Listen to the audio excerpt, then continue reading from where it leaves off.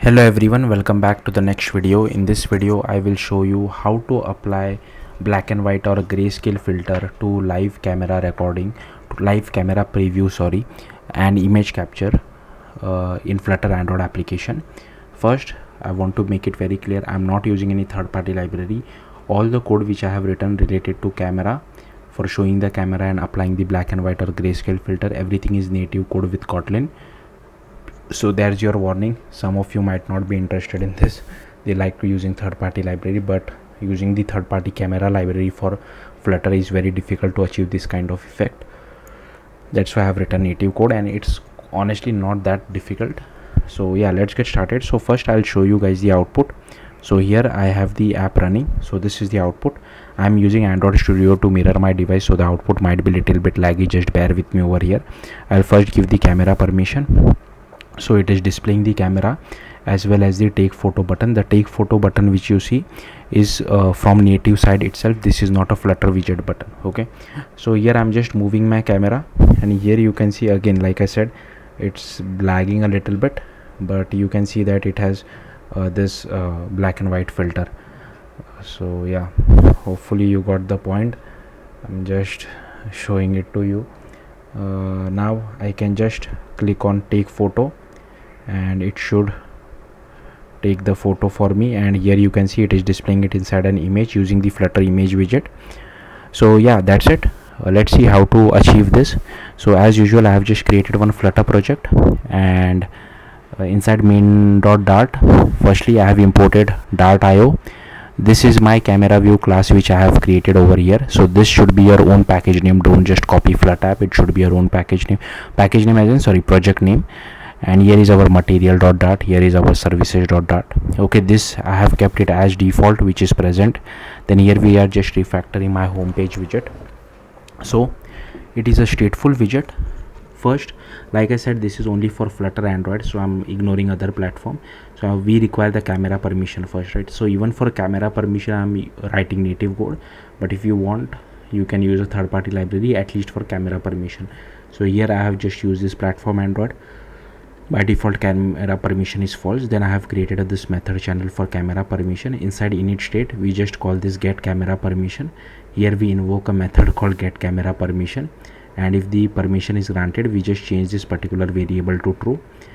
Okay, and if this is true, then we just display our camera view, else we display a text saying give camera permission. Okay, so hopefully till here everything is clear. Then we need to create this my camera view.dart file. So that's what I have created over here. So here we are importing dart.io, Flutter material, and Flutter services. I have created a stateful widget. I have created a method channel. Now these names are very important. Same names needs to be used on native Android side as well. Then here I have created an image URL of empty string. Here is our creation params. Now if it is platform other than Android, then we are just displaying a placeholder. If it is Android, then first we display this Android view, which basically displays our camera as well as take photo button. And once the image URL is captured, we display this image.file.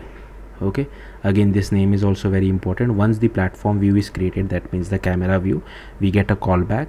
So we set this handle method callback, and here we are continuously listening for the image URL which Flutter sends, which native Android sends to the Flutter side, and once we get it, we just assign it to our image URL variable.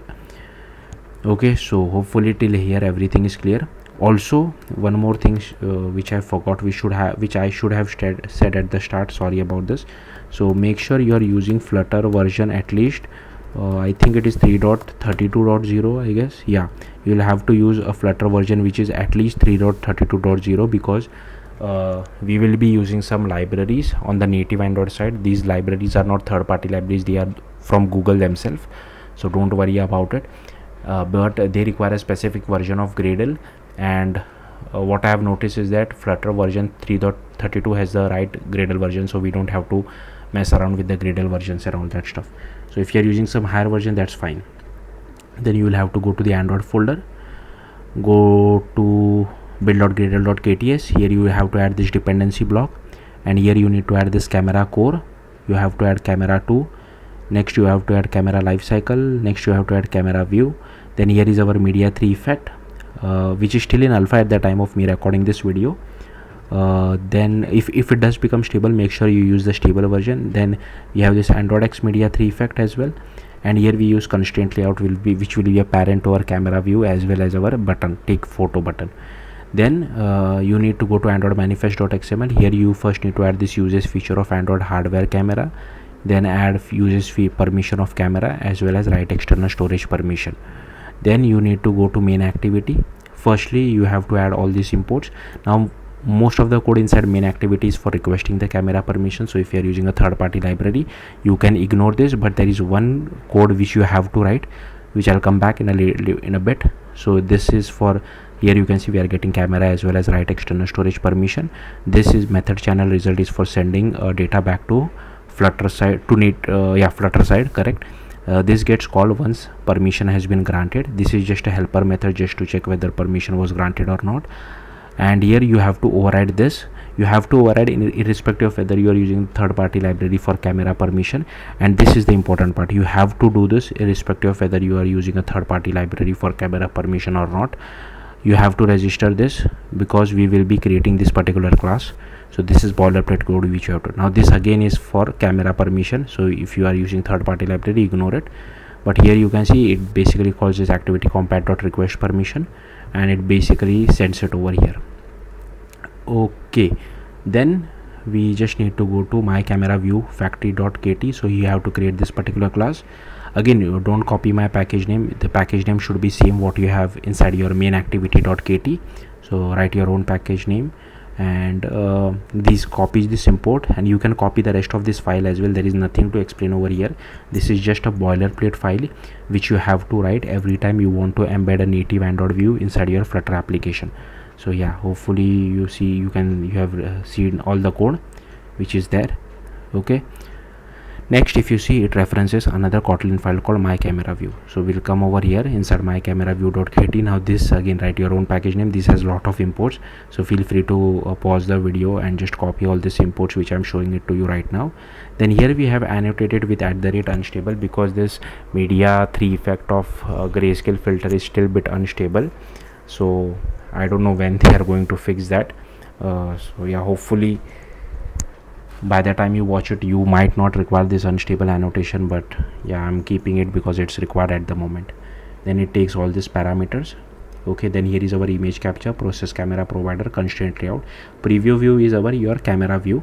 This is our your button, this method channel result, here is our executor service. This is just a variable for creating the file name. Here is our layout params for our constraint layout. Here is our constraint set as well. Then we just do viewfinder.id, add our viewfinder to constraint layout. We constrain it to all sides of the screen, and at the bottom we leave a 200 margin. Then here is our button, set some text, background color, text color as well, and constrain it to the bottom of the screen. Add one click listener to our button as well. We set up our camera. Inside setup we just call start camera as well as initialize our camera executor. Inside take photo we just check if image capture is not equal to null. Then here we initialize simple date format. Then here we do content values dot apply, set the display name mime type, and if Android version greater than equal to p, we also need to set relative path. Then here we just do image capture dot output file options. Then here we do image capture dot take picture, and here we override the on image saved method, and here we just invoke this particular method and send the URI of the captured image back to Flutter side. So that's what we are doing over here. We shut down our camera executor, we unbind our camera provider. Then here we just do get path from the URI. So that's what we do over here. Okay, then here we override get view, return constraint layout. Here we override dispose, we do camera executor dot shutdown. Here is our start camera, where we just get our aspect ratio. Here we get resolution selector. Then we do process camera provider dot get instance. Then we do camera provider future dot get. Then here we do preview view. Here we do image capture as well. Then here is our default back camera. Here we create our use case group builder. This is the important part. This is the media 3 effect, and here you can see we are using the create grayscale filter or black and white filter, whatever you call it. And here we add our effect to our use case group builder. We unbind our camera provider, we bind it to the lifecycle. Then we do context compat.get main executor, passing our context to it. So yeah, that's all there is to it. If you have any questions, do let me know in the comments. Thank you for watching. Bye.